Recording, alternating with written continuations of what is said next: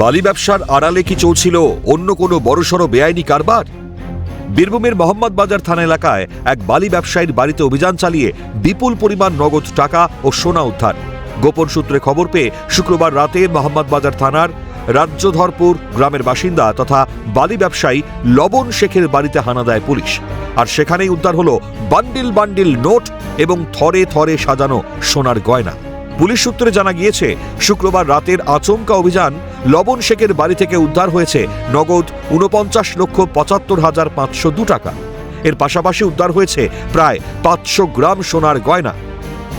কোনো বৈধ নথি ছাড়া একজন বালি ব্যবসায়ীর বাড়িতে এত বিপুল পরিমাণ অর্থ এবং সোনা কোথা থেকে এলো তা নিয়ে ইতিমধ্যেই তীব্র চাঞ্চল্য ছড়িয়েছে জেলা জুড়ে। পুলিশের প্রাথমিক অনুমান, বৈধ ব্যবসার আড়ালে রমরমিয়ে চলছিল বেআইনি বালির কারবার এবং তার থেকেই এই বিপুল সম্পত্তি খাড়া করা হয়েছিল। অভিযান চলাকালীন মূল অভিযুক্ত বালি ব্যবসায়ী লবণ শেখ পুলিশের চোখে ধুলো দিয়ে এলাকা থেকে চম্পট দেয়। বাড়িতে লালন শেখকে না পেয়ে তার আত্মীয় শামীম শেখকে গ্রেপ্তার করে মোহাম্মদ বাজার থানার পুলিশ। ধৃত শামীমও এই অবৈধ লেনদেন এবং ব্যবসার সঙ্গে ওতপ্রোতভাবে জড়িত বলে অনুমান করা হচ্ছে। শনিবার ধৃত শামীম শেখকে আদালতে তোলা হলে বিচারক তাকে 4 দিনের পুলিশি হেফাজতের নির্দেশ দেন। নাম তার Shamim Sheikh, Mohammad PS case number 16226 3526 এই কেসে অ্যারেস্ট হয়েছে। এটা এক্সটর্শন কেস ছিল এবং তার কাছ থেকে হেভি পরিমাণ টাকা এবং গোল্ড মানে সোনা রিকভারি হয়েছে। এই রিকভারি হওয়ার সূত্রে তাকে অ্যারেস্ট করে আজকে সিউড়ি করে চালান দিয়েছে এবং পুলিশ 7 দিনের পিসি চেয়েছিল। বলতে পারছি না, হেভি পরিমাণ সোনা এবং প্রায় 42 লাখ টাকা। সোর্স ওরা সেরকম কিছু বলতে পারেনি, পুলিশের ইনভেস্টিগেশন করছে, সেটা যাবে এবং 7 দিন পিসি চেয়েছিল, সেটা কোর্ট বিচার বিবেচনা করে আজকে 4 দিনের পিসি অ্যালাউ করেছে। তদন্তকারীদের মূল প্রশ্ন, মাত্র কয়েকদিনের ব্যবধানে বা বালি ব্যবসার আড়ালে এত টাকা ও সোনা জমা হলো কিভাবে? এর পেছনে কোনো বড়সড় আর্থিক প্রতারণা বা আন্তর্জাতিক কোনো অবৈধ লেনদেন জড়িয়ে রয়েছে কিনা তাও খতিয়ে দেখছে পুলিশ। মূল অভিযুক্ত লালন শেখের খোঁজে তল্লাশি চালানো হচ্ছে।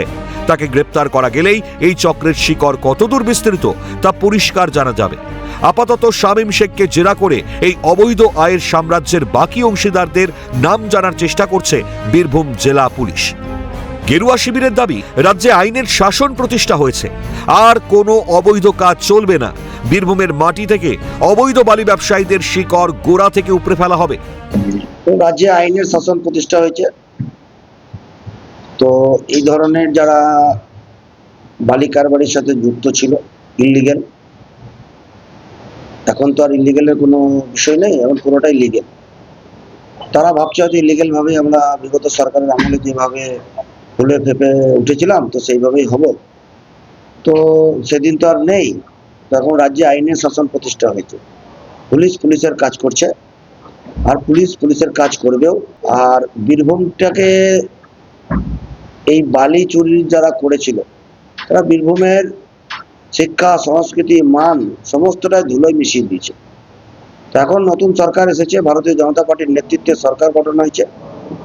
বীরভূম আবার নিজের বীরভূমে ফিরে আসবে, রবীন্দ্রনাথের বীরভূম হবে, মা তারার বীরভূম হবে, মা নন্দেশ্বরী বীরভূম।